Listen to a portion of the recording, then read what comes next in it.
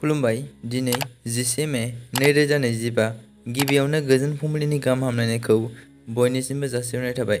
राशिफोरखौ फरायनायनि सिगां आंनिफ्राय आनान गसाइनिसिम आरज खालामनाय जायोदि दिनैनि साना बुहुमनि साफ्रोमबो सुबुंफोरनि थाखाय गाहामैनो गाहाम बारलांनो हायो। जेबो खैफोद आफोद जायालासे फैदो दानिया दिनैनि राशिफोरखौ खोनासंनो। दिनै गिबियावनो दङ मेष राशि। माबाफोर साननाय थांखिफोर दङब्ला फेलें थांनो हागौ। गोसोखौ सान्थि मोननाय नङा। मेष राशिनि खाफालगोनां अनजिमाया 4। बृष राशि। दिनैनि दिनाव खस्थ' मोननांनो हागौ। गोसोखौ हमथानांगोन। बृष राशिनि खाफालगोनां अनजिमाया 7। मिथुन राशि। जेखियानो मावा मुलाम्फा मोननो हागोन। गोजोन मोनगोन। मोजां सम। मिथुन राशिनि खाफालगोनां अनजिमाया 4। कर्कट राशि। सोरबा मोजां सुबुंजों लोगो जालायनानै थानो हागोन। गोजोनै सम बारहोनो हागोन। कर्कट राशिनि खाफालगोनां अनजिमाया 5। सिंह राशि। सुथुर थानायफोरा जोबस्रांनाय नङा। जेरैबो सांग्रां जानानै थानांगोन।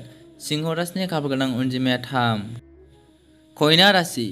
गोसो बायदि रंजा बाजा खालामनो हागोन। न'खरनि अनलायनाया बांगोन। मोजां सम। कन्या राशिनि खाफालगोनां अनजिमाया 3। तुला राशि। मोजां मोनलायनायनि गेजेराव अनलायनाया बांगोन। दौलेङा गोरा जागोन।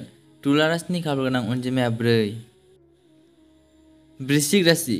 जेखि जाया मानो गोसोखौ धैर्य हमनांगोन। गोजोननाय गैयै सम बारहोनांगोन।